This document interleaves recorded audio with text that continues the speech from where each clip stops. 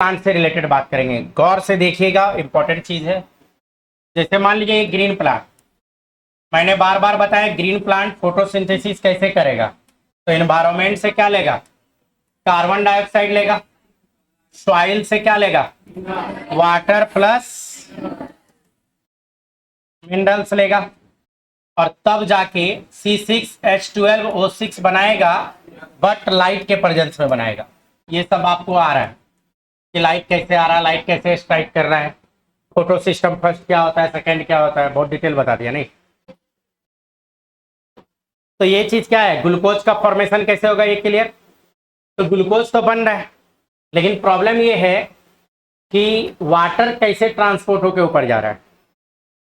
और दूसरा होता है कि जो ग्लूकोज बना तो फोटोसिंथेसिस तो लिप में हुआ, तो ये ग्लूकोज रूट तक कैसे आ पा रहा है। तो इसी बात को हम लोग को इस चैप्टर में पढ़ना है, जिसका हेडिंग ही है आपका ट्रांसपोर्टेशन इन प्लांट, मतलब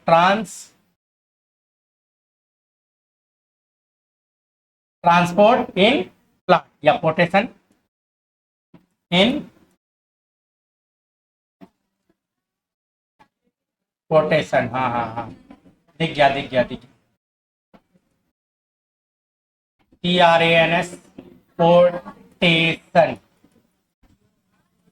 फिर छुटा, यहाँ छुटा, ट्रांसपोर्टेशन इन प्लांट नहीं। तो ट्रांसपोर्टेशन इन प्लांट की जो बात करते हैं तो ये मूवमेंट की बात करेंगे। तो यहाँ देखो, ट्रांसपोर्टेशन को समझना है तो दो चीज समझना होगा, एक डिफ्यूजन और दूसरा ऑस्मोसिस। एक टर्म आता है डिफ्यूजन। डिफ्यूजन क्या होता है, किसी भी चीज का हाई कंसंट्रेशन से लो कंसंट्रेशन के टुवार्ड्स मूवमेंट। मतलब इधर अगर मान लीजिए कार्बन डाइऑक्साइड 200 मॉलिक्यूल है, इधर कार्बन डाइऑक्साइड 200 मॉलिक्यूल है, और इधर मान लो कार्बन डाइऑक्साइड 10 मॉलिक्यूल है, तो ये क्या होगा, इस डायरेक्शन में मूवमेंट करेगा। और इसी बात को हम लोग बोलेंगे डिफ्यूजन, हाई टू लो। आप इसको बोल सकते हो high concentration to low concentration, नहीं हाई टू लो मूवमेंट होता है। या इसी बात को हम लोग ऐसे भी बोल सकते हैं, high chemical potential, high chemical potential to low chemical potential, इसी बात को बोला जाता है डिफ्यूजन। नहीं, जैसे इसको अगर सिंपल एग्जांपल पे मैं बात करूं, तो मान लीजिए मैं परफ्यूम लगा के आ जाऊं, तो परफ्यूम का कंसंट्रेशन मेरे बॉडी पे क्या होगा, ज्यादा होगा, और आपके साइड में कम होगा। तो परफ्यूम इधर से मेरे साइड से आपकी ओर जो मूव करेगा, इसी को हम लोग क्या बोल देंगे, डिफ्यूजन बोल देंगे। नहीं, लेकिन क्वेश्चन है डिफ्यूजन कब तक होगा, तो जरा गौर कीजिए कि जब तक यहाँ पे जैसे 200 है तो इधर बढ़ेगा, इधर घटेगा। तो कब तक होगा, तो घटते घटते ये जब 105 इधर हो जाए, 105 इधर हो जाए, इस बात को बोला जाता है डायनामिक इक्विलिब्रियम। इसी बात को हम लोग क्या बोलते हैं, डायनामिक इक्विलिब्रियम। जब तक ये दोनों बराबर ना हो जाए तब तक डिफ्यूजन होता रहेगा।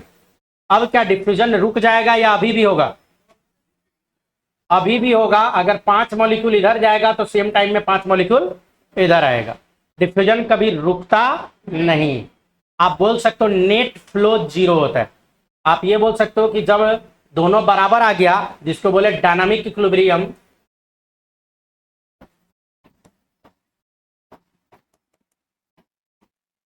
तो इसमें डायनामिक इक्विलिब्रियम में क्या हो जाता है, नेट फ्लो ये जीरो हो जाता है। डायनामिक इक्विलिब्रियम में भी डिफ्यूजन होता है, लेकिन नेट फ्लो क्या हो जाता है, जीरो हो जाता है। तो इस बात को याद रखें। डिफ्यूजन से कोई भी चीज पेसिव एब्जॉर्प्शन जो होता है, पेसिवली जो कोई भी चीज एब्जॉर्ब होता है, वहां पे प्रोसेस क्या होता है, डिफ्यूजन ही होता है। नहीं, डिफ्यूजन जैसे हम लोग जो लीफ में बात करते हैं, मान लो यहाँ पे लीफ है, तो लीफ से जो वाटर वेपर यहाँ पे निकलता है, तो यहाँ वाटर वेपर का H2O गैसियस फॉर्म में है, और इस साइड में क्या हो जाता है, गैसियस फॉर्म में निकल जाता है H2O। और यहाँ जो होता है इस प्रोसेस को बोलता है transpiration, loss of water in form of vapour. Transpiration को किसको बोला जाता है? लॉस ऑफ वाटर, H2O लिख देते हैं, इन फॉर्म ऑफ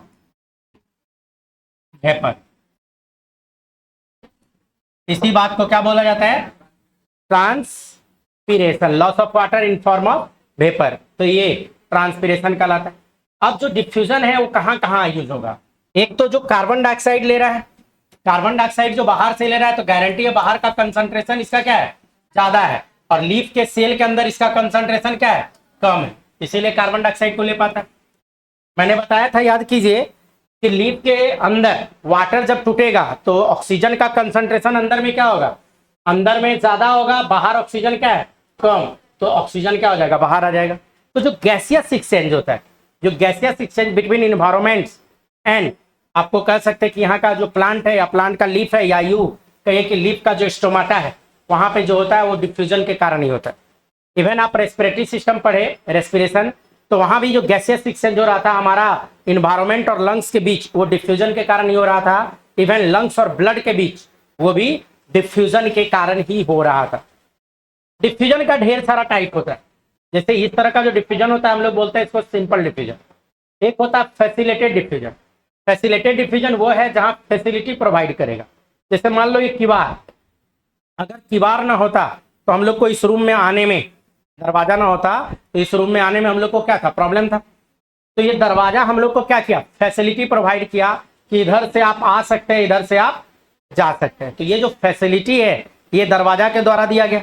तो वैसा डिफ्यूजन जहां फैसिलिटी प्रोवाइड करेगा, कोई प्रोटीन होगा, उसको हम लोग बोलेंगे फैसिलिटेड डिफ्यूजन। जैसे उसको आपको समझना है तो आप ऐसे समझो कि ये फास्फोलिपिड वाला कहानी है।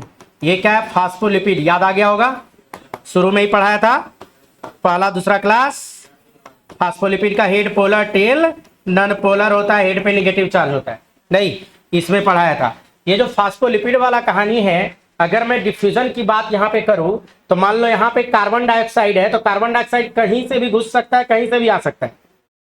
लेकिन अगर मैं सोडियम की बात करूं, सोडियम, तो सोडियम की जो बात करेंगे वो कहीं से भी नहीं आएगा। आपको एक बताया था, इंटीग्रेटेड प्रोटीन होता है जो चैनल बनाता है।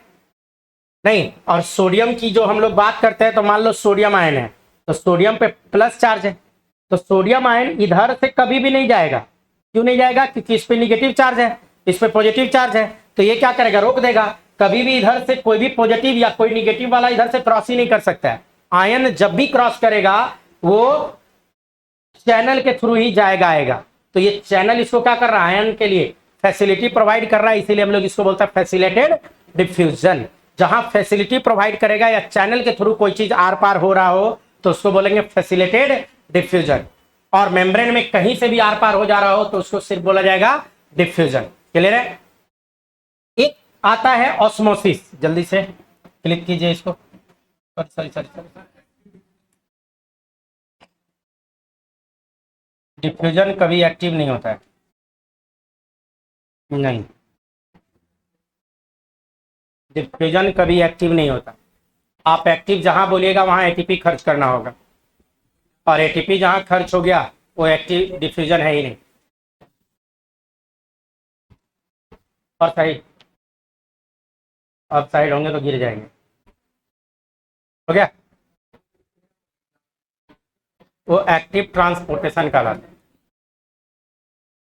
दो तरह का ट्रांसपोर्टेशन होता है, एक्टिव और पैसिव। एक्टिव में एटीपी खर्च होगा, रैपिड होगा, सेलेक्टिव होगा, कैरियर मीडिएटेड होगा। और जो पैसिव की बात करेंगे तो पैसिव में डिफ्यूजन, फैसिलिटेड डिफ्यूजन और ऑस्मोसिस। आते हैं ऑस्मोसिस पे। अब जरा सा ऑस्मोसिस समझिए। इसको मिटा रहा हूं, हटा रहा हूं, हटा रहा हूं।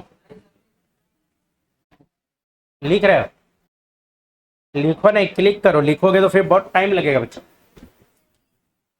अब फिर कहिएगा कि दिक्कत हो रहा है। तो कुछ लोग सूत रहा है, जगा दो। और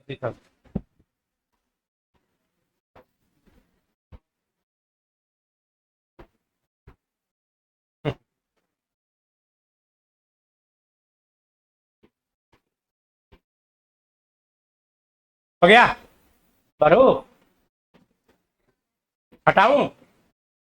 हटा रहा हूं। अब एक एक मिनट रुकेगा तो फिर दिक्कत है।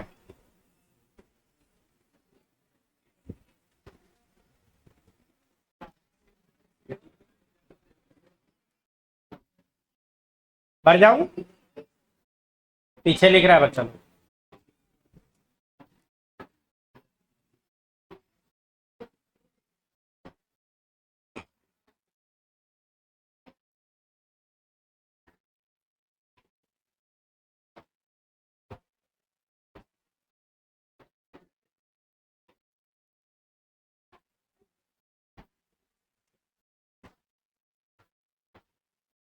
हो गया?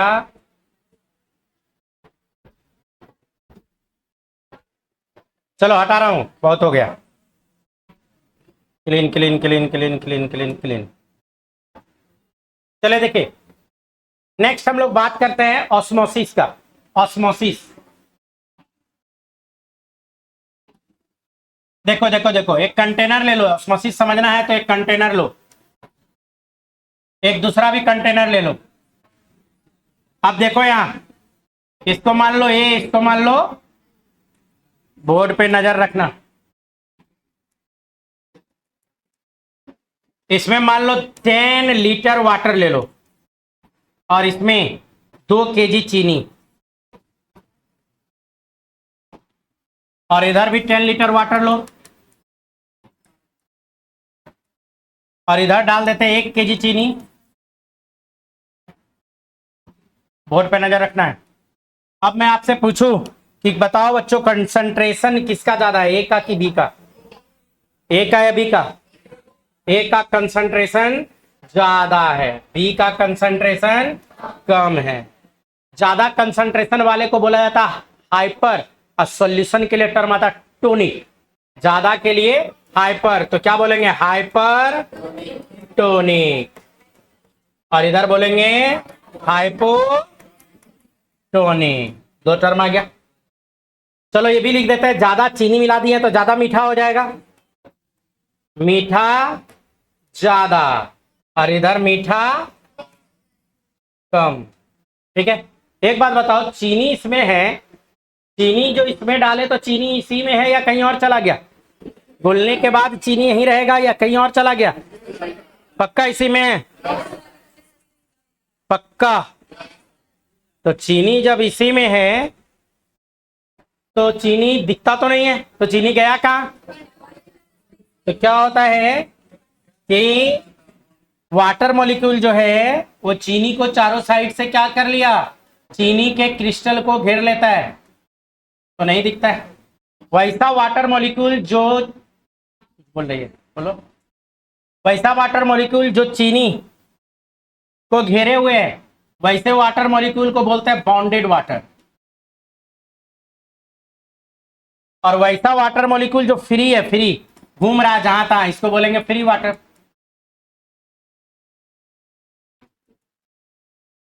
ठीक है, तो जरा सा सोच के बताइए, बॉन्डेड वाटर कहां ज्यादा होगा, ए में कि बी में? बॉन्डेड वाटर कहां ज्यादा होगा, ए कि बी? पक्का? तो फ्री वाटर में कम होगा, इसका मतलब। तो फ्री वाटर इस साइड में क्या है, तो इधर फ्री वाटर क्या होगा, मतलब जिधर कंसंट्रेशन कम उधर फ्री वाटर। ये बात याद रखिए। अब चलो, अब देखो, अब देखो, अब देखो, दोनों के बीच मिला दो, एक पाइपलाइन से इसको मिला देते हैं। जैसे एक पाइपलाइन से इसको मिलाएंगे,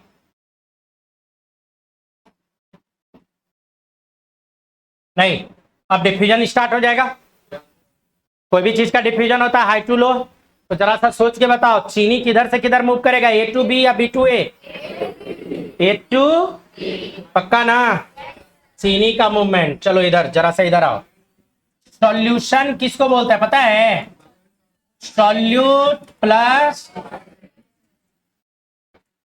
जो घुल जाए वो सॉल्यूट है और जो घुला दे वो सॉल्वेंट है। तो चीनी क्या होगा? सॉल्यूट। और पानी क्या होगा?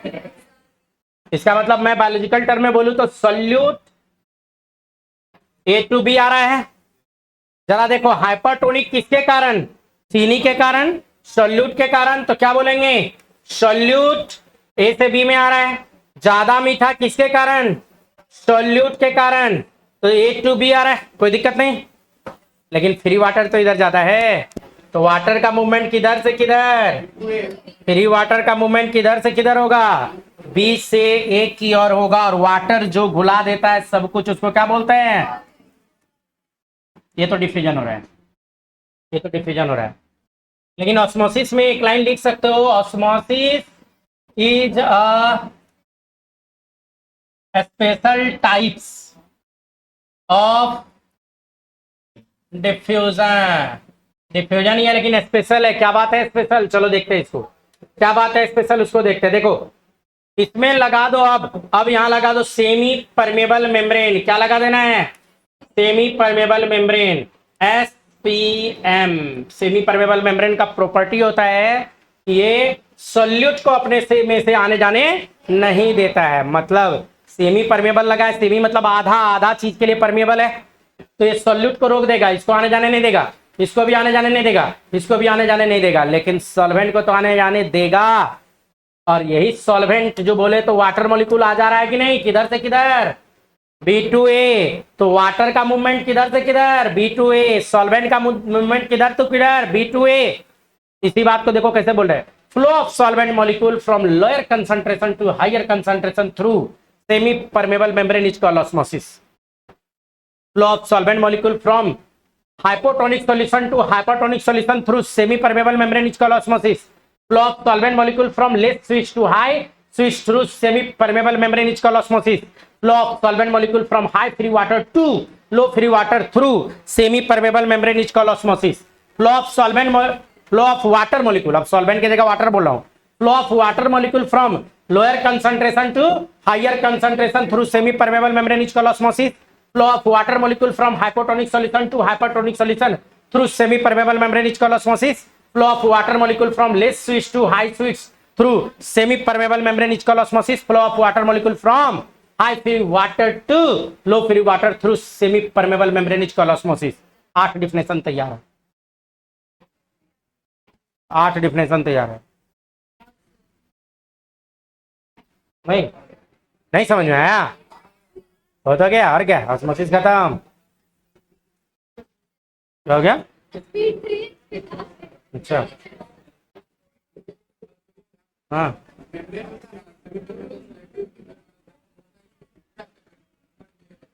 कौन, इंफ्रा, इंफ्रा परमिएबल, ऐसा तो नहीं सुने। Permeable, semi permeable, impermeable, mainly 3 चीज, मेनली यही 3 है। फोटो लेके आइएगा, देख लेंगे। क्लियर है यहाँ तक, चलिए ऑस्मोसिस हो गया।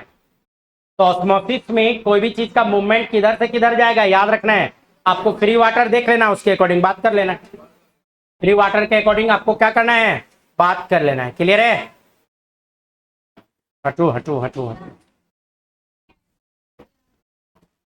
एनसीईआरटी ला, एनसीईआरटी।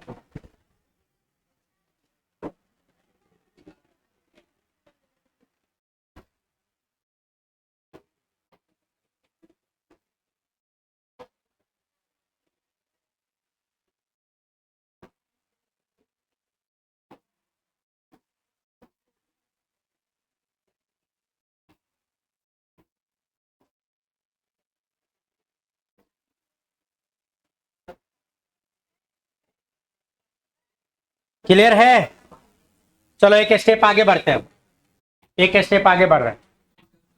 चलो देखो, तो ये तो ऑस्मोसिस के बारे में बताया। अगर ऑस्मोसिस अगर हम लोग का प्लांट सेल और एनिमल सेल में हो तो आपको तो प्लांट पे दिया है, मिटा रहा हूं। ऑस्मोसिस प्लांट और एनिमल की जो बात कर रहे हैं, मान लो सेल, सेल प्लांट सेल है, प्लांट सेल होगा तो क्या होगा, सेल वाल होगा, सेल वाल होगा तो क्या होगा, अंदर सेल मेम्ब्रेन भी तो होगा। ठीक है, अगर मैं बोलूं कि एक कंटेनर ले लिए और इसमें बाहर कंसंट्रेशन कम कर देते हैं तो गारंटी अंदर कंसंट्रेशन क्या होगा, ज्यादा होगा। अगर ऐसा होगा तो पानी अंदर जाएगा कि बाहर आएगा, वाटर किधर जाएगा, अंदर जाएगा। और अंदर जाएगा तो देखो ये सेल वाल है, ये क्या है, सेल वाल, और अंदर में इसका क्या है, सेल मेम्ब्रेन। तो देखो सेल वाल के पास यहां पे क्या होगा, ये डिफ्यूजन हो रहा है, डिफ्यूजन। और देखो मेम्ब्रेन, मेम्ब्रेन के पास क्या हो रहा है, मेम्ब्रेन के पास क्या हो रहा है, ऑस्मोसिस। मतलब वॉल के पास क्या हो रहा है, डिफ्यूजन हो रहा है, और मेम्ब्रेन के पास क्या हो रहा है, ऑस्मोसिस हो रहा है। ऑस्मोसिस होगा तो पानी अंदर घुसेगा, जैसे जैसे पानी घुसेगा, जैसे जैसे पानी घुसेगा तो क्या करेगा, वॉल तो जिस जगह है वहीं रह जाएगा, लेकिन मेम्ब्रेन पे प्रेशर लगाना स्टार्ट करेगा अंदर से बाहर की ओर, और यही प्रेशर के कारण क्या होगा, मेम्ब्रेन जाके वॉल से चिपक जाएगा। मान लीजिए इसी सेल को हम अलग से इधर बना देते हैं, सेम सेल, तो सेम सेल बनाएंगे तो यहां देखो ये सेल वॉल येलो से बनाए हैं, और संजोग से मेम्ब्रेन भी येलो से ही बना दिए, नहीं तो एक काम करते हैं, मेम्ब्रेन को हम इसमें शो कर देते हैं दूसरे कलर से, इससे शो कर दिए। मेम्ब्रेन जाके वॉल में चिपक गया है, मेम्ब्रेन कहाँ चिपका है, वॉल में चिपक गया है। क्यों चिपक गया मेम्ब्रेन, क्योंकि पानी कहाँ जा रहा था, वाटर H2O अंदर जा रहा था, और वाटर को काउंटर बैलेंस कर रहा था कौन, अंदर से बाहर की ओर जो प्रेशर लग रहा था, और अंदर से बाहर की ओर जो प्रेशर लगता है इसी का नाम है टर्जर प्रेशर। मेम्ब्रेन के द्वारा वॉल पे लगने वाला प्रेशर क्या कहलाता है, टर्जर प्रेशर। आप लोग न्यूटन थर्ड लॉ जानते होइएगा, जितना प्रेशर वॉल पे लगाएगा इक्वल एंड अपोजिट वॉल भी प्रेशर लगाएगा, और उसी को हम लोग क्या बोल देंगे, वॉल प्रेशर। इस डायरेक्शन में क्या लगेगा, WP वॉल प्रेशर। जरा सा गौर कीजिए, अंदर अंदर जा रहा है पानी, अंदर जा रहा है तो कुछ प्रेशर से जा रहा होगा, कुछ ऑस्मोटिक प्रेशर होगा, तो इधर जो लग रहा है ऑस्मोसिस से जा रहा है तो ऑस्मोटिक प्रेशर लगा रहा है अंदर की ओर, अंदर की ओर ऑस्मोटिक प्रेशर लगा रहा है, और इसको काउंटर बैलेंस कौन कर रहा है, टर्जर प्रेशर। काउंटर बैलेंस कौन कर रहा है, टर्जर प्रेशर। अगर मान लीजिए इधर से 10 न्यूटन का फोर्स लगा रहा है, न्यूटन मीटर का प्रेशर लगा रहा है, और इधर से 6 न्यूटन मीटर का प्रेशर लगाएगा तो कितना से अंदर जाएगा, 4 ही टन अंदर जाएगा। तो यही बात तो कर रहे हैं कि ओपी में टर्जर प्रेशर को अगर घटा देंगे तो उतने से अंदर पानी जाएगा। नहीं, अगर मान लो यहाँ 10 है और यहाँ हम कर दे 8, यहाँ कर दे 8 न्यूटन मीटर, कितना से अंदर जाएगा, 2 ही टन अंदर जाएगा। जाएगा कि नहीं जाएगा, 2 ही से अंदर जाएगा। मतलब अगर मैं यहाँ 10 हुए, यहाँ भी कर दूं 10, अंदर भी कर दे 10 न्यूटन मीटर का प्रेशर लग रहा है, तो अब कितना से अंदर जाएगा, नहीं जाएगा, रुक जाएगा। मतलब अगर यहाँ 9 लिख दूं तो 1 से जाएगा कि नहीं जाएगा, बाहर से 10 और अंदर से बाहर टर्जर प्रेशर लगा रहा है यहाँ पे 9 का।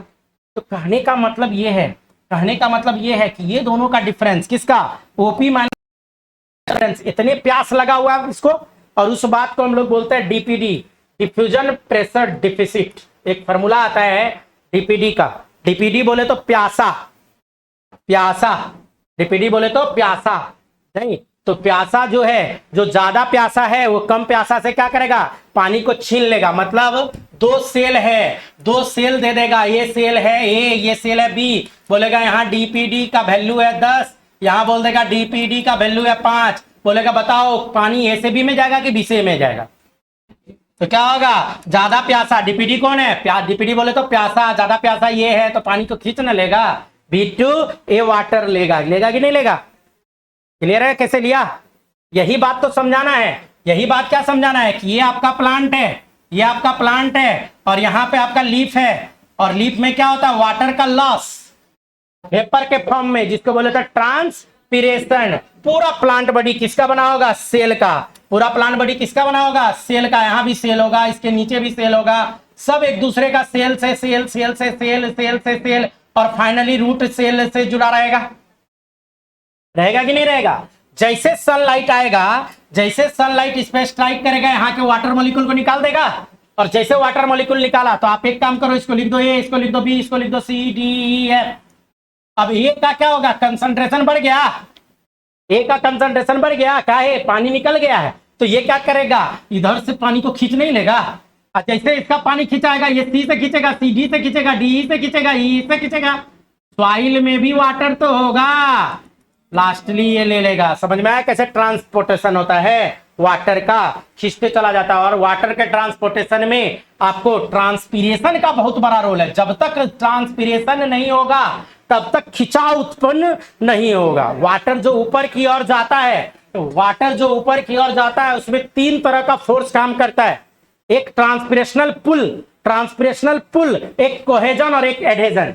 लेकिन कोहेजन एडहेजन तो बताया नहीं सर। कोहेजन एडहेजन क्या है, कोहेजन एडहेजन है कि प्लांट है, प्लांट का वाल किसका बना होता है, सेलुलोज सब का बना होता है, और वाटर मॉलिक्यूल जो है वाटर, तो वाटर वाटर मॉलिक्यूल और इसके बीच में जो फोर्स लगेगा सेल वॉल में, वाटर मॉलिक्यूल और सेल वॉल के बीच में जो फोर्स लगेगा इसको बोलेगा एडहेजन। Adhesion, SION, adhesion. और दो वाटर मॉलिक्यूल के बीच जो फोर्स लगता है इसी को बोलता है कोहेजन। पानी को कभी पाइप से निकाले हो? पानी एक बाल्टी भर दो, पाइप ले लो, मुंह से खींचो और नीचे कर दो एक बार, क्या होगा? एक वाटर मॉलिक्यूल खिंचाया तो दूसरा, तीसरा, चौथा, पांचवा, छठा। कहाँ गया? रुको रुको रुको, बताते हैं, टेंशन मत लो, बता रहे। देखो वाटर है, ये वाटर है। वाटर जब भी होता है ना तो दो वाटर मॉलिक्यूल के बीच हाइड्रोजन बॉन्ड होता है। ये दो हाईली इलेक्ट्रोनेगेटिव एलिमेंट के बीच अगर हाइड्रोजन पड़ जाएगा तो हाइड्रोजन बॉन्ड बनाता है, और यही बॉन्ड को बोलता है क्या? कोहेसिव फोर्स या कोहेजन। क्लियर है कैसे खिंचाता है पानी, कैसे ट्रांसपोर्टेशन होता है? क्लियर हो गया? बढ़ो आगे। एक आध आपका एग्जाम्पल लगता है दिया है। चलो ये खत्म, आगे बढ़ो।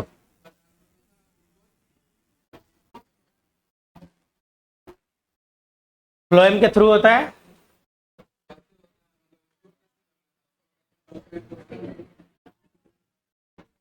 बता देते हैं।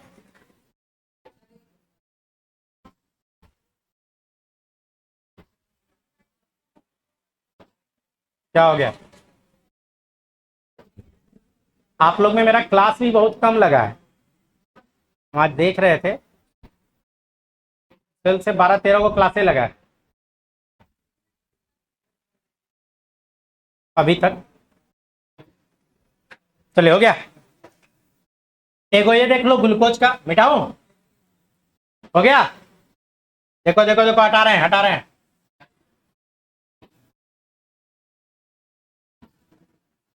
डीपीडी मतलब क्या होता है? प्यासा। डीपीडी का पूरा नाम है डिफ्यूजन प्रेशर डिफिसिट। हाँ, ये है प्लांट, ये बीचों बीच होता है इसमें जाइलम, और साइड से होता है फ्लोएम। साइड से होता है ये फ्लोएम। इसमें क्या होता है, लीफ जो फूड बनाया, ये मान लो लीफ है, लीफ में जो ग्लूकोज बना, तो सबसे पहले तो ग्लूकोज बनता है C6H12O6 ग्लूकोज। इसी ग्लूकोज को कन्वर्ट कर दिया जाता है किसमें? सुक्रोज में। और सुक्रोज के फॉर्म में ही ट्रांसलोकेशन होता है। एक्चुअल में क्या है, ये सब जुड़ा रहता है इससे। एक्चुअल में यहाँ बहुत सारा बात होता है। तो मान लो यहाँ अगर सुक्रोज आ गया है, अगर सुक्रोज आ गया और सुक्रोज यहाँ का सेल में आएगा तो जरा सा देखो क्या होगा। सेल में आया तो सेल का यहाँ का कंसंट्रेशन बढ़ेगा कि घटेगा? बढ़ जाएगा। बढ़ जाएगा तो जो जाइलम होके पानी जा रहा था, जो जाइलम से पानी चल रहा था ना ऊपर, तो ये पानी को खींच लेगा। और जैसे पानी को खींचेगा तो यहाँ पे क्या बढ़ेगा? प्रेशर बढ़ेगा अंदर का सेल का। यही प्रेशर में धक्का मारते रहता है। और सेम बात यहाँ भी होगा, यहाँ आएगा तो यहाँ खींचेगा। यही धक्का मारते मारते मारते मारते कहाँ तक पहुंचाता है? रूट सेल तक। कहाँ तक पहुंचा देगा? रूट तक।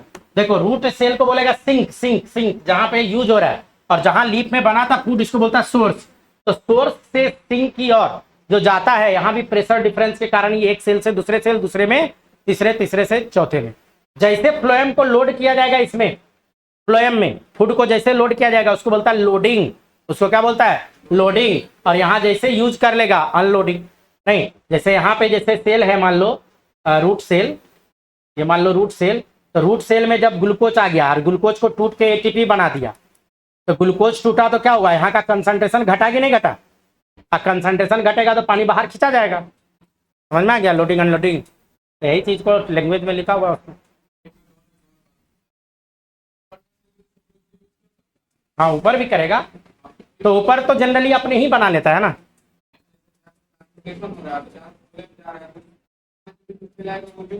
एकदम करेगा। जैसे सुक्रोज को जो ले जाता है ना, तो जितना सेल है सब यूज करेगा। तो वो लेते ये वो थोड़े सिक्रोज भेजा, ढेर सारा भेजेगा, जिसको यूज करना करो, लेते जाएगा, वो लास्ट में पहुंचेगा ना जगह पे, ऊपर भी पहुंचेगा, एकदम पहुंचेगा। इसीलिए तो बोला जाता है फ्लोएम का जो ट्रांसलोकेशन फूड का जैसे ट्रांसलोकेशन इसमें गया तो ये ऊपर भी जा सकता है, इसमें नीचे, बाय डायरेक्शनल है, कहीं भी जा सकता है, तो फिक्स डायरेक्शन नहीं है इसका। फ्रुक्टोज, फ्रुक्टोज तो मोनोसेक्राइड है। ग्लूकोज का आइसोमेरिक फॉर्म फ्रुक्टोज, नहीं समझे? सुक्रोज बना ये डाइसैक्राइड होता है, डाइसैक्राइड दो मोनोसेक्राइड मिलके बनता है, ग्लूकोज प्लस फ्रुक्टोज मिलके बनाता है सुक्रोज। वो पढ़ाऊंगा 11th में, आओ ना डिटेल में पढ़ाएंगे। क्लियर? हाँ हाँ, फिर से करो, तो फिर से करता हूँ, लो मिटा के फिर से करता हूँ। देखो हमको हड़बड़ी नहीं है, आप लोग हड़बड़ाते हो। ठीक है, ये जैसे प्लांट सेल है, प्लांट है, ठीक, अब इसमें बीचों बीच होता है जाइलम, ठीक, और इसके साइड में साइड वाइज आता है फ्लोएम, ये सब फ्लोएम दोनों साइड, ये जाइलम है, दोनों साइड नहीं बोलना चाहिए, गलती बोला गया, चारों साइड, मतलब पूरा घेरे हुए रहेगा, बीच में ये जाइलम, ये है फ्लोएम दो, तो सब तरफ रहेगा। अब क्या हो जाता है, यहाँ का जो लीफ है, तो लीफ में फूड जो बनेगा, फोटोसिंथेसिस होगा, पहले ग्लूकोज बनाएगा, ग्लूकोज प्लस फ्रुक्टोज मिलके सुक्रोज बना देता है। Sucrose actually non reducing sugar होता है, सुक्रोज जो होता है वो नॉन रिड्यूसिंग शुगर है, और नॉन रिड्यूसिंग शुगर होने के कारण ही वहां से आसानी से ट्रांसलोकेशन उसका हो जाता है, सुक्रोज को वो जल्दी रिएक्ट नहीं करता रास्ते में। ठीक है, तो यहाँ पे क्या किया जाता है, जो बनाया गया, तो मान लो यहाँ एक्चुअल में सब सेल टू सेल रहता है, एक सेल, दो सेल, तीन सेल, ऐसे सेल बाई सेल रहता है, तो जैसे ही बना के इसमें डालेगा तो यहाँ का सेल का, इस सेल का कंसंट्रेशन, ये सेल मान लो इसको, तो बढ़ेगा कि नहीं, और जैसे कंसंट्रेशन बढ़ेगा तो बगल में से जाइलम से पानी जा रहा था ऊपर, तो पनिया को खींच ना लेगा, ऑस्मोसिस कराएगा कि नहीं, इंडोस्मोसिस हो जाएगा, अंदर खींच लेगा, जिसके कारण अंदर टर्जर प्रेशर बढ़ेगा। तो यही सब क्या करता है, फूड को एक सेल से दूसरे सेल में, दूसरे से तीसरे में डालते चला जाता है। एक्चुअल में आप जब सेल बायोलॉजी पढ़िएगा तो वहां पे प्लाज्मोडेस्माटा ये सब आपका पढ़ा हुआ भी नहीं है, प्लाज्मोडेस्माटा क्या होता है, फिर कैसे कैसे जंक्शन होता है, तो इसीलिए आपको अभी उतना नहीं समझ में आ रहा है। पित्त आपको पढ़ा हुआ नहीं है, पित्त, सिंपल पित्त क्या होता है, बॉर्डर पित्त क्या होता है, ये सब का यहाँ यूज है ना, तो वो सब 11th में जब आइएगा तो फिर पढ़ाऊंगा। तो फिर ये क्या होता है, इसको धक्का मारा, फिर इधर धक्का मारा, तो वही सेल टू सेल फिर जहां जाना है पहुंच जाएगा, जिस जगह यूज करना है कर लेगा यूज। क्लियर है? पढ़ू आगे? कितना टाइम होगा? चलो आज आपका लाइफ प्रोसेस क्लोज हो जाएगा, देखिएगा ना बच्चा, डिस्क्रिप्शन वाला।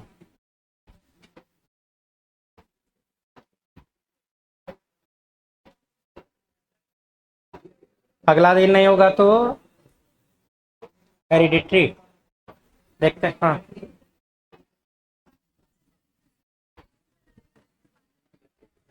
तो पानी थोड़ा बहुत थोड़े रहता है, मान लो एक पाइप से तुम पानी ले जा रही है, एगो छेद कर दिए पाइप में, आप बताओ तो पनिया इधर भी आएगा कि नहीं, तो पूरा पाइपलाइन रहता है वो, आपको लग रहा है कि खाली एगो वाटर मॉलिक्यूल जा रहा है, पूरा पाइप है, चैनल है पानी का, है ना।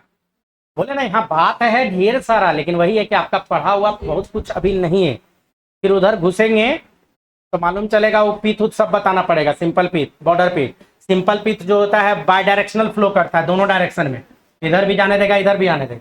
अब बॉर्डर पीत होगा जो अगर एक बार घुस गया तो घुस गया, निकलने नहीं देगा उसको, है ना, तो सब पढ़ा हुआ आपका नहीं है। आप लोग को बस दो टर्म जानना है, सोर्स, सिंक, जहां फूड बनेगा सोर्स, जहां खत्म हुआ सिंक। स्क्रिप्टिव सिस्टम पे आते हैं, बोले तो आपका हेडिंग है एलिमिनेशन ऑफ, किस हेडिंग से? हाँ बोलिए ना, सुन रहे। वही हो गया है सेंट ऑफ सैप। सैप बोले, सैप किसको बोलता है? वाटर प्लस मिनरल्स बताए, इसी को मिला के क्या बोलता है, और यही स्टेप ऊपर चढ़ा तो इसी को बोलता है एसेंट ऑफ स्टेप। क्लियर? कौन पूछ रहे थे? क्लियर ना? बस स्टेप नहीं बोले थे, बाकी तो बता ही दिए। इस्क्रेशन इस्क्रेशन इस्क्रेशन, चलो खत्म करते हैं इस्क्रेशन को।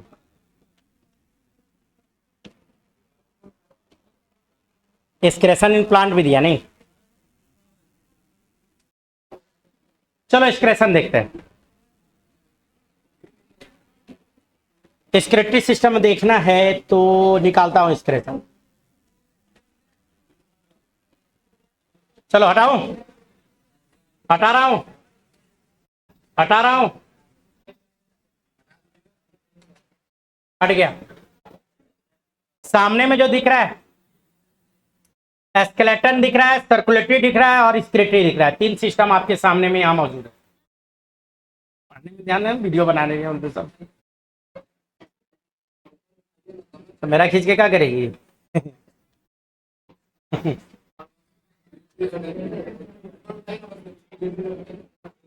ऊपर, इसको और ऊपर कर दें।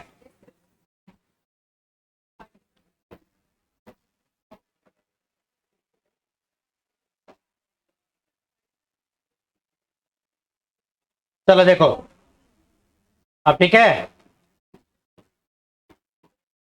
अब लो, ये क्या है?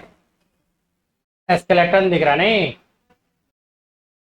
लो इसको ऐसे घुमा देते हैं, अब ऐसे घुमा देते हैं, चक्कर आ जाएगा इसको नहीं? हाँ, जैसे बोलोगे वैसे घूम जाएगा। 360 रोटेशन है मेरे पास। डांस भी करेगा, क्या नहीं करेगा? करा दूं? नहीं, देखो ब्रेक डांस कर रहा है। क्या है, वन साइड जाएगा, दोनों साइड करेगा। चलो, यहाँ डांस का क्लास नहीं चल रहा है कि हमको डांस करवा के दिखाना है। चलिए देखिए, स्केलेटन हटा रहा हूँ, स्केलेटन हटा रहा हूँ, स्केलेटन हटा दिया। ये जो स्केलेटन हट रहा है तो अभी हार्ट वाला दिख रहा है, जो पिछले क्लास में पढ़े थे, हार्ट और वेसल्स वाला सिस्टम। यूरिनरी दिख रहा है, यहाँ रिप्रोडक्टिव भी दिख रहा है, फीमेल रिप्रोडक्टिव सिस्टम का यहाँ पे दिखा रहा पार्ट।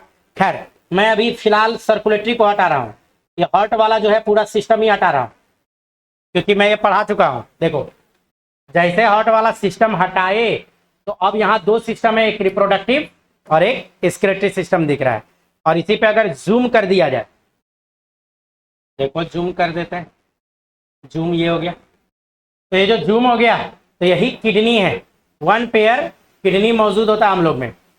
हम लोग में कितना किडनी है? वन पेयर किडनी मौजूद होता है। ऐसे आप देखो, राइट साइड का किडनी थोड़ा नीचे होता है, लेफ्ट साइड का किडनी ऊपर होता है। वन पेयर किडनी यहाँ पे मौजूद है।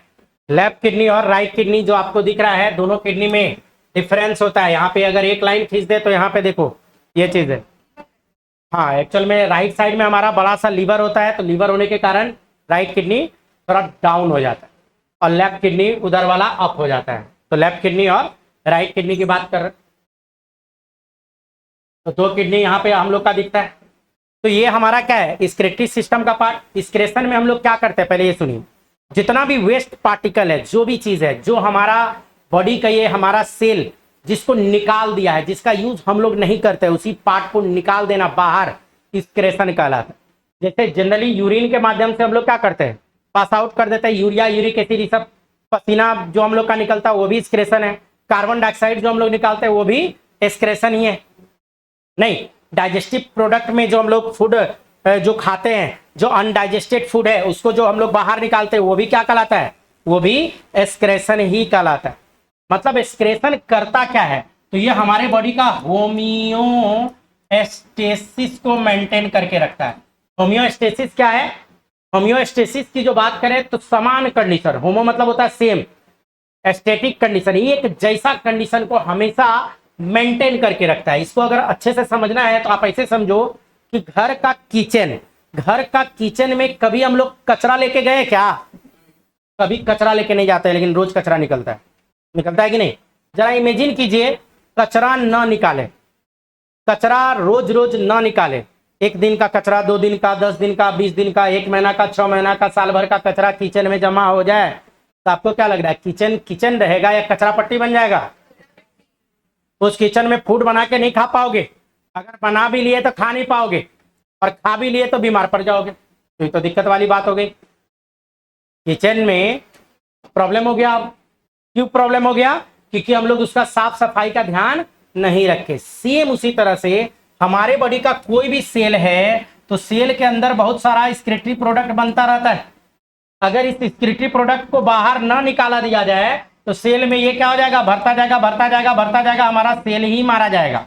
सेल जाएगा तो टिश्यू चला जाएगा, टिश्यू गया तो ऑर्गन जाएगा, ऑर्गन जाएगा तो ऑर्गन सिस्टम जाएगा, ऑर्गन सिस्टम जाएगा तो ऑर्गेनिज्म साफ हो जाएगा।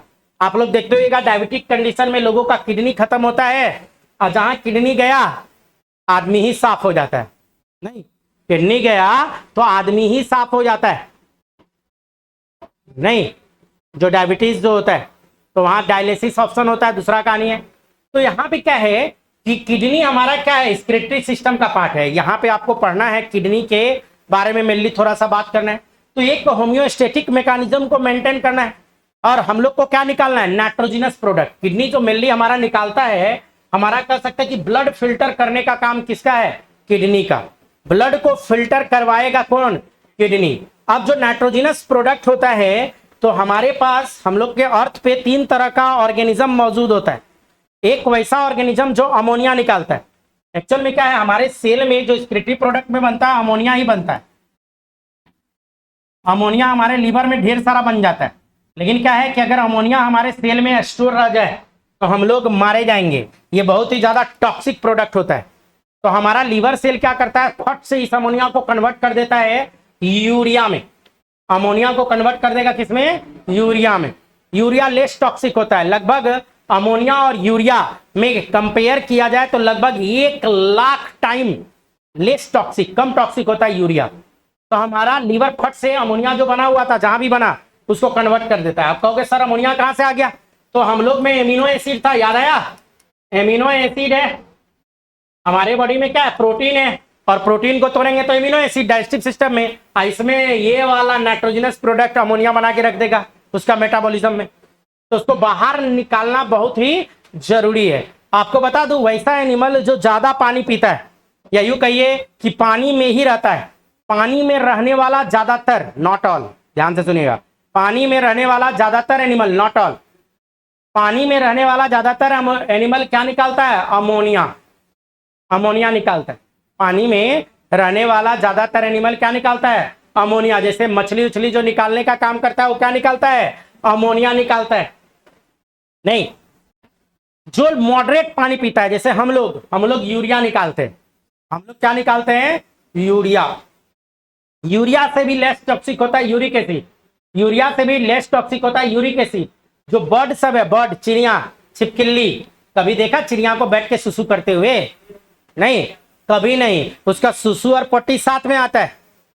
चिड़िया का सुसु पट्टी साथ में होता है। चिड़िया का जो बीट आता है, गौर से उसको देखिएगा, उसमें ब्लैक वाला हार्ड पार्ट उसका पट्टी है, और उजला उजला जो आता है यूरिक एसिड है, वो उसका सुसु है। तो सुसु और पोटी कसके बोलिए। हाँ, मैंने बोला पानी में रहने वाला ज्यादातर। बेचारा उठ तो पानी नसीब होता है। पानी अलग है, ये अलग बात है कि जब मिलेगा तो ठूस के पी लेता है। तो ऊँट स्पेशल केस है, ठीक है। आप अपने पड़ोसियों को उठा दीजिए, और आप भी पढ़े नहीं है, बताइए पानी में रहने वाला ज्यादातर क्या निकालता है, खड़ा होकर बताइए जल्दी से। आपको लग रहा है कि पूछेंगे तो अमोनिया, हम लोग क्या निकालते हैं, अब पूछ रहा है। ऊंट का पता है, अपना पता नहीं। पड़ोसिया को भी उठा दीजिए जो सुतल है।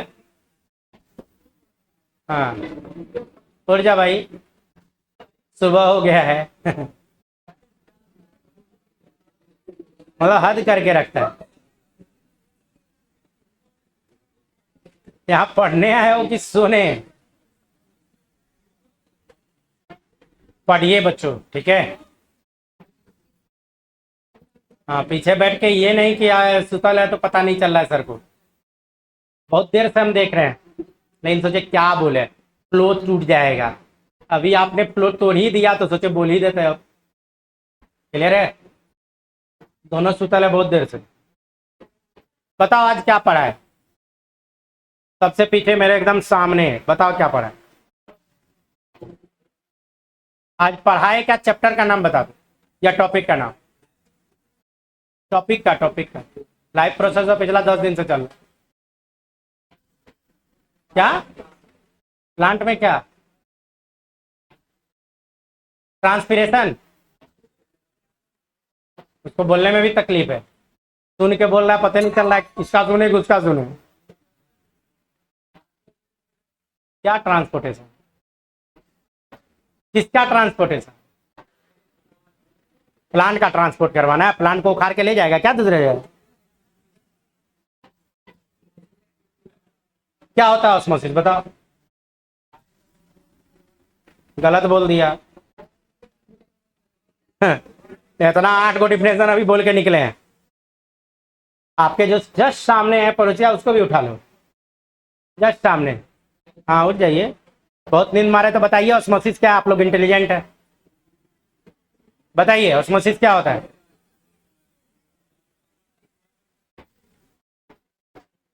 तो क्या वाटर का? और बाकी लोग हल्ला नहीं कीजिए। ट्रांसपोर्ट ऑफ वाटर किधर से किधर? हाई टू लो, इसको ऑस्मोसिस बोलेंगे। तो फिर डिफ्यूजन किसको बोलिएगा वो बता दीजिए। लो टू हाई को डिफ्यूजन, हाई टू लो को ऑस्मोसिस। वाह, आप लोग इतना इंटेलिजेंट है, क्या बोले? बैठिए अब, हल्ला नहीं। क्या हो गया? बाकी लोग इधर से भी ज्यादा एक्साइटेड है, उठिए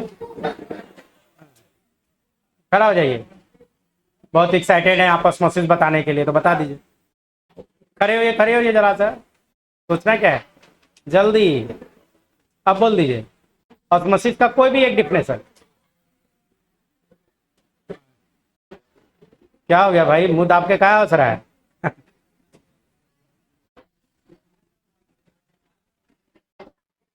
सब उल्टा पुल्टा बता रहा है। हाई टू लो बताया था। बैठो। वाटर का movement low to high through semi permeable membrane, वो भी बोलना जरूरी है। सेमी परमेबल अगर न बोल रहे हैं तो गलत हो जाएगा। समझ में आया? तो सुतल रहिएगा, इंटेलिजेंट लोग है, क्या बोला जाए। हाँ, कुछ बच्चे के दिमाग में है सर बायोलॉजी तो आगे लेना ही नहीं है तो काहेला पढ़े बायोलॉजी। आगे अगर आप यूपीएससी जाओ, बीपीएससी जाओ या कहीं भी जाओ, खाली बीपीएससी में लगभग 35 क्वेश्चन साइंस से आता है और उसमें मिला लेना लगभग 20 से 22 क्वेश्चन बायोलॉजी का होता है। हाँ, हमको भी पता है। ठीक है, और सिर्फ ध्यान दोगे तो ये तुरंत बन जाएगा। समझ में आया? चलिए इधर बात कर रहे हैं हम लोग। छोड़िए, जिसको नहीं पढ़ना है नहीं हटाइए। जिसको नहीं पढ़ना है अगले दिन से घर पे ही सो जाइएगा, मेरे क्लास अटेंड करने का जरूरत नहीं। और मेरे क्लास में रहिएगा तो पढ़ना पड़ेगा, रो के पढ़िए कि हंस के पढ़िए। हाँ, कुछ जानवर सब भी है, बिल्ली की तरह आवाज निकलता है। खैर, मैं बता रहा था अमोनिया। अमोनिया निकालता है कौन? ज्यादातर पानी में रहने वाला जो एनिमल है। अब पानी में कमी नहीं है, वाटर का कमी नहीं है। जैसे मछली का पानी पीना क्या, सुसु करना क्या, पता चलेगा कखनी पानी पिया था कखनी सुसु किया था। पानी में रह रहा है, अमोनिया निकाल लेता है। नहीं, अर्थवर्म सब है, वो ज्यादातर देखेगा मॉइस्ट रीजन में रहता है, जहां ज्यादा पानी हो उस एरिया में रहेगा, अमोनिया निकाल देगा। यूरिया वो निकालता है जो मॉडरेट पानी पीता है। जैसे हम लोग 6 लीटर 7 लीटर 8 लीटर पानी पीता है तो हम लोग यूरिया। और यूरिक एसिड और लेस टॉक्सिक हो जाता है। यूरिक एसिड निकालने का काम कौन करता है? तो बर्ड जो है या छिपकली सब जो देखते हैं ये सब क्या निकालेगा? Uric acid. नहीं, क्या होगा कि हम लोग अमोनिया निकालने लगे तो मालूम चलेगा मुंह में एगो पाइप लगाना होगा पानी पीने के लिए, और एगो पाइप बाथरूम में पहुंचाना पड़ेगा सुसु करने के लिए। चाहे 5 लीटर 6 लीटर पीते हैं तो दिन भर में 3 बार 4 बार 5 बार 6 बार जाते हैं। मालूम चलेगा 50 लीटर पानी 100 लीटर पानी पी रहे हैं तो सोच लीजिए कितना बार जाना पड़ेगा।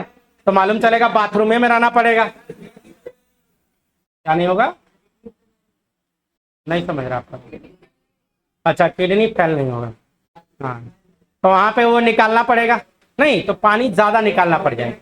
देखो एक्सक्रेशन का जो काम करता है ढेर जगह, जैसा कि मैंने अभी अभी बताया, हम लोग किडनी की तो बात करेंगे ही। यहां से हमारा ब्लड फिल्टर होता है, किडनी से हमारा क्या फिल्टर होता है, ब्लड। इसके अलावा डाइजेस्टिव सिस्टम का जो एक्सक्रीटिव प्रोडक्ट है, जो फीकल मटेरियल है, वो भी एक्सक्रीटिव प्रोडक्ट होता है। स्किन से जो स्वेट निकलता है, पसीना, वो भी एक्सक्रीटिव होता है। और हमारा लंग्स जो है, हमारा लंग्स से जो कार्बन डाइऑक्साइड निकालते हैं, वो भी एक्सक्रेशन की बात करते हैं। क्लियर है यहाँ तक बच्चों? किडनी की जो हम लोग बात करते हैं तो लोकेशन क्या है, किडनी कहाँ पे मौजूद है? तो वैसे तो देखें तो यहाँ पे मौजूद है, इधर भी। ये दोनों अगर आप अपने ऊपर से नीचे की ओर हाथ लाओगे तो यहाँ बल्ज पार्ट थोड़ा महसूस होगा, यहाँ पे बल्ज पार्ट, ये किडनी का पोजीशन होता है। नहीं, ऊपर से नीचे हैंड को लाओगे तो इस जगह बल्ज पार्ट होगा, वो किडनी का पोजीशन है। लेकिन अब एग्जामिनर पूछेगा, एग्जाम में लिखना होगा तो क्या बताओगे, यहाँ होता है, कुछ तो बताना पड़ेगा। तो वहां पे क्या बताना पड़ेगा आपको बताना होगा T12 L1 और L2, T12 L1 और L2 वर्टिब्री के पास हमारा किडनी मौजूद होता है। कहोगे सर क्या T12 L1 L2 उसको देखना है? तो यहाँ देखो, इसके लिए मुझे स्केलेटन लाना पड़ेगा, तो देखो मैं फिर से ला रहा हूं इसको। और यहाँ पे सर्कुलेटरी का जरूरत नहीं है फिलहाल, तो मैं हटा रहा हूं, सर्कुलेटरी सिस्टम हटा दिया। किडनी का पोजीशन देखना है तो T12, तो T11 ये है ये है T12, ये वर्टिब्रल कॉलम का जो पोजीशन है थोरेसिक 12, T बोले तो थोरेसिक 12, T12 L1 और L2, L number 1 number 2। Actual में जब बैकबोन पढ़िएगा डिटेल में तब पता चलेगा कि गर्दन में जो बोन होता है उसको सर्वाइकल बोन बोलता है, गर्दन के बोन को सर्वाइकल बोन बोलता है। नहीं, बैकबोन जो होता है तो उसमें चेस्ट वाला रीजन में थोरेसिक, कमर वाला रीजन लंबर, ये अंदर धसा हुआ रहेगा, लंबर के पास दिखेगा थोड़ा अंदर धसा हुआ रहेगा लंबर रीजन। नहीं, फिर सैक्रम और पॉक्किक्स सब होता है अंदर में, और भी बोन सब मौजूद होता है। तो खैर हमको अभी बोन नहीं पढ़ाना है, हमको बताना है T12 ये है, L1 और L2 वर्टिब्री के रीजन में क्या रहता है, हमारा किडनी रहता है। और अगर मैं इसे कर दूं और इसको थोड़ा सुला दूं तो देखो ये पूरा पोर्शन ऊपर से खाली है, मतलब क्या, किडनी बैक साइड से होता है। अगर आपका किडनी का कभी ऑपरेशन हो और डॉक्टर आगे से काट रहा हो तो उठ फुट के भाग जाना, काहे कि मुन्ना भाई है, पते नहीं है कि किडनी पीछे रहता है तो तनी नीचे से काटेगा, मालूम चला काटेगा, आप बोलेगा इधर से काट के हाथ घुसा के तब निकालेंगे, तो गड़बड़ ना हो जाएगा। तो किडनी का ऑपरेशन बैक साइड से करेगा। क्लियर है? क्योंकि आगे में ढेर सारा चीज रहेगा, तो रेट्रो पेरिटोनियल किडनी बोला जाता है। रेट्रो मतलब बैक साइड, नहीं, रेट्रो पेरिटोनियल किडनी की हम लोग यहाँ पे बात करेंगे। ये जो किडनी का पोजीशन है ये क्या कहलाएगा, रेट्रो पेरिटोनियल किडनी यहाँ पे कहलाता है। स्केलेटन को अब हटा रहा हूं, ये जो स्केलेटन को हटा दूं तो अब जो किडनी है, अब किडनी में देखो, किडनी में जो हम लोग बात करते हैं, किडनी का ये सेक्शन काट के देखते हैं। अगर ये किडनी का सेक्शन काट दिया जाए, हाफ पार्ट हटाया जाए, हाफ पार्ट इसका हटा दूं और हाफ पार्ट हटाने के बाद इसमें देखूं तो ये वाला पोर्शन कहलाता है कॉर्टेक्स, ये वाला पोर्शन कहलाता है कॉर्टेक्स, कॉर्टिकल रीजन। और ये हटा दिए तो ये जो बना हुआ है मेडुला, इसको क्या बोलते हैं, मेडुला। पिरामिड शेप का होता है मेडुला, पिरामिड शेप का क्या होता है, मेडुला। देखो ऐसा होता है, साइड से देखो, साइड व्यू इसका, ये मेडुला है, ये मेडुला है। और मेडुला में के बैक साइड जो हम लोग ले आए तो इसको हम लोग क्या बोलेंगे, ये पूरा किडनी आ गया, ये पूरा किडनी वाला पार्ट हो गया। तो बाहर का जो भी पार्ट है वो कॉर्टेक्स कहलाता है। बाहर वाला जो कॉर्टेक्स है तो मेडुला को चारों साइड से क्या करता है, घेर के रखता है। जैसे अगर हम लोग इधर से देखें, इधर से हाफ पार्ट, तो ये देखो, अब ये इसको जो हटाएंगे, ये कॉर्टेक्स हटा दिए तो कॉर्टेक्स क्या करके रखा है, मेडुला को घेर के रखा है। ये जो पिरामिड शेप का होता है इसको क्या बोलते हैं, मेडुला। और मेडुला के बाद जो हम लोग अंदर थोड़ा घुसे तो ये वाला पार्ट कहलाता है रेनल पेल्विस। क्या कहलाता है, रेनल पेल्विस। एक्चुअल में रेनल टर्म किडनी के लिए आता है और ये पेल्विस, तो रेनल पेल्विस कहलाता है। और यही कंटिन्यू नीचे की ओर जो आएगा कहलाएगा यूरेटर। ये जो नीचे की ओर आएगा ये कहलाएगा यूरेटर। ये वाला जो ट्यूबलाइक स्ट्रक्चर दिख रहा है ये यूरेटर, और यही यूरेटर आके हमारा यूरिनरी ब्लडर से कनेक्ट हो जाता है और हम लोगों का यूरिन यहीं पे स्टोर होता है। इसमें यही है यूरिनरी ब्लडर, और यही यूरिनरी ब्लडर में यूरिन स्टोर होता है। नहीं, और यही यूरिनरी ब्लडर में जो यूरिन स्टोर होगा तो ये वाला पोर्शन होता है यूरिथ्रा।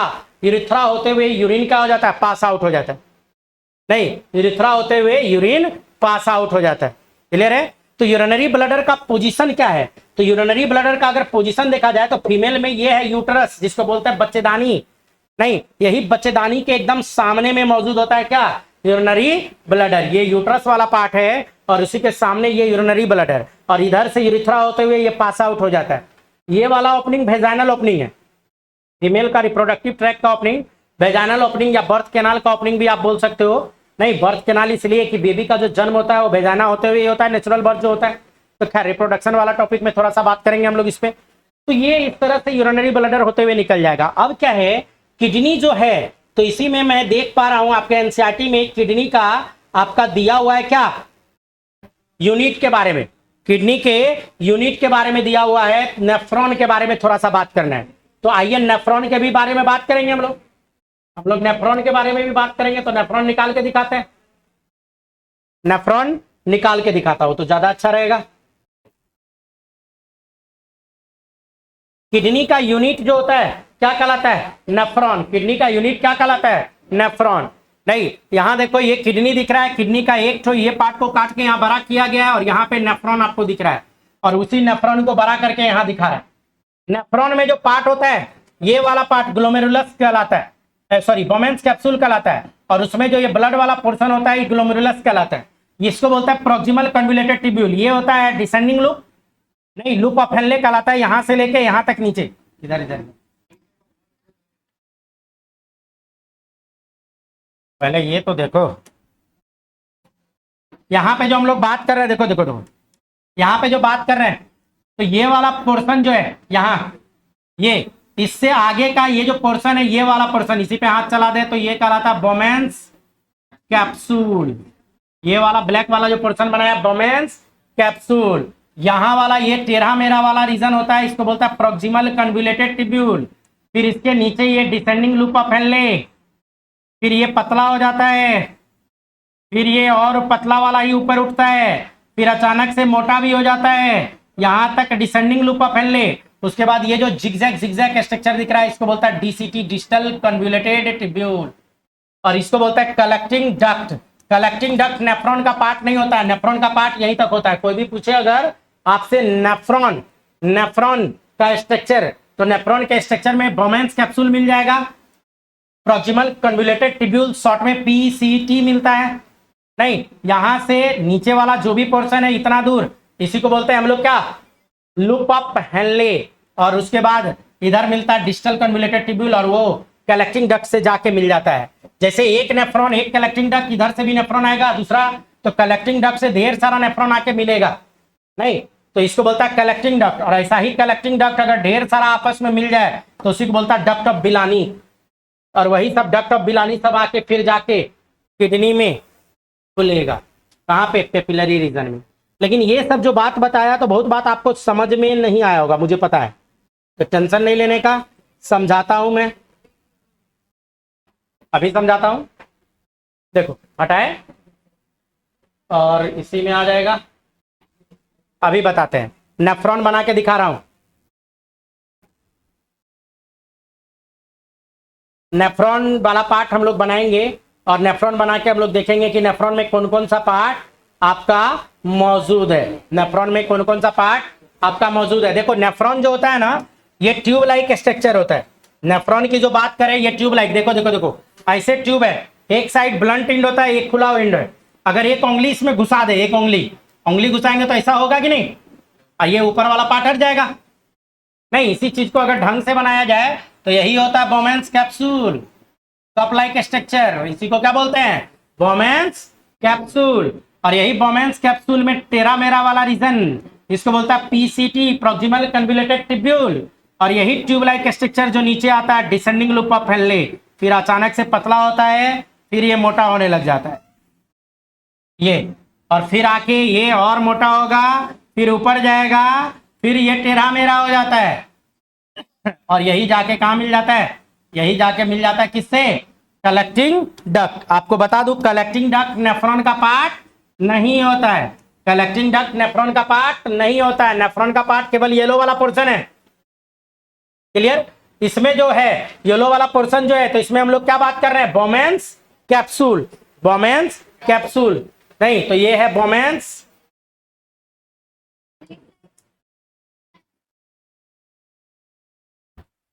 बोमेंस कैप्सूल, इसी को बोलते हैं। ठीक, क्या बोल रहे थे,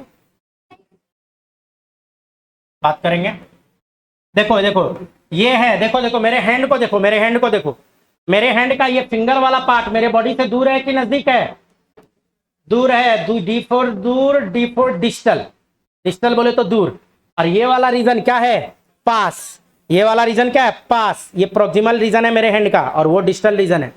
तो देखो बोमेंस कैप्सूल के पास वाला कन्व्यूलेटेड मतलब टेढ़ा मेढ़ा, कन्व्यूलेटेड मतलब टेढ़ा मेढ़ा ट्यूब लाइक स्ट्रक्चर, इसीलिए नाम है शॉर्ट में पीसीटी, प्रोक्सिमल कन्व्यूलेटेड टिब्यूल। प्रोक्सिमल मतलब पास का, प्रोक्सिमल कन्व्यूलेटेड टिब्यूल, पीसीटी। फिर यहां से स्टार्ट हो जाता है, यहां से लूप ऑफ हेनले। तो लूप ऑफ हेनले में ये नीचे वाला पार्ट तो डिसेंडिंग लूप ऑफ हेनले, और यहां तक लूप ऑफ हेनले होता है। ऊपर वाला part ascending loop of Henle, और ये दूर वाला पार्ट है तो डी सी टी, डिस्टल मतलब दूर, टेढ़ा मेरा मतलब कन्व्यूलेटेड, टी फॉर टिब्यूल। नेफ्रॉन में इतने पार्ट होते हैं। अब क्या है कि इसमें ब्लड आएगा, तो ब्लड जो आता है, ब्लड लाने वाला आर्ट्रियोल, एफरेंट आर्ट्रियोल, एफरेंट वाला लाता है, इफरेंट वाला ले जाता है। लाने वाला मोटा होता है, ले जाने वाला पतला होता है। नहीं, इसको बोलते हैं एफरेंट आर्टरी है, आर्ट्रियोल, आर्टरी का बच्चा बेबी। और यहां इफरेंट, इफरेंट, इफरेंट आर्ट्रियोल। और इसी में क्या होता है, यहां कैपिलरी में ये टूट जाता है, यही जो रेड वाला पोर्शन है इसी को बोला जाता है ग्लोमेरुलस। इसका नाम क्या है, ग्लोमेरुलस। फिल्टर कहाँ होता है, हमारा जो ब्लड में जो भी कचरा है, जो भी कचरा है वो यहीं पे आके फिल्टर होता है, यहीं पे। ये मोटका पार्ट और ये पतरका पार्ट, तो प्रेशर डिफरेंस आता है, और वही प्रेशर डिफरेंस के कारण यहाँ फिल्टर होता है। तो ढेर सारा हमारा जो ब्लड का प्लाज्मा है, प्लाज्मा का लगभग पार्ट, हमारे ब्लड में लगभग 52% प्लाज्मा होता है, प्लाज्मा का लगभग पार्ट यहाँ फिल्टर होकर आ जाता है। जो यूजफुल चीज है उसको खींच के निकाल लेता है, फिर जैसे नीचे आता है तो यहाँ से पानी को खींच के निकालता है, वाटर को, पानी को खींचते जाता है तो कंसंट्रेट होता है, यहाँ पे NaCl सब को निकालता है, सोडियम आयन को निकालता है, Na+, Cl- इस सब को निकालता है, और फिर फाइनली यहाँ तक लाता है। यहाँ पे वाटर को भी निकाल सकता है और भी चीज सबको निकालता है, और फाइनली कलेक्टिंग डक्ट में जो आता है आप इसको बोल सकते हो यूरिन। नहीं, इसको आप बोल सकते हो यूरिन। और जैसा कि मैंने बोला, ऐसा ऐसा ढेर सारा कलेक्टिंग डक्ट एक दूसरे से आके मिल जाता है, उसको बोलता है डक्ट ऑफ बिलानी। किसी का अगर किडनी खराब हो जाए तो डायलिसिस करवाना पड़ता है, और डायलिसिस क्या होता है, आर्टिफिशियल किडनी। डायलिसिस एक मशीन है, डायलाइजर एक मशीन होता है। जो काम हमारे बॉडी में किडनी कर रहा है वही काम हम लोग डायलिसिस मशीन के द्वारा करते हैं। सेम काम को हम लोग किससे करवाते हैं, डायलिसिस मशीन से करवा देते हैं। और डायलिसिस मशीन से जो काम होता है, तो कहिए कि हमारे ब्लड को प्यूरिफाई करवाने का काम होता है, हमारे ब्लड को प्यूरिफाई करवा दिया जाता है। नहीं तो डायलिसिस में क्या किया जाता है कि हमारा जो किडनी जो काम करेगा, तो डायलिसिस को बोला जाता है आर्टिफिशियल किडनी। डायलिसिस को हम लोग क्या बोलेंगे, आर्टिफिशियल किडनी।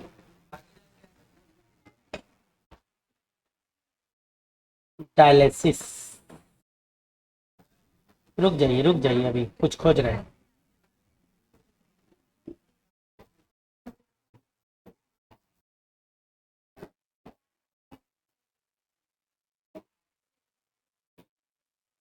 क्लियर है यहां तक? एक काम करते हैं,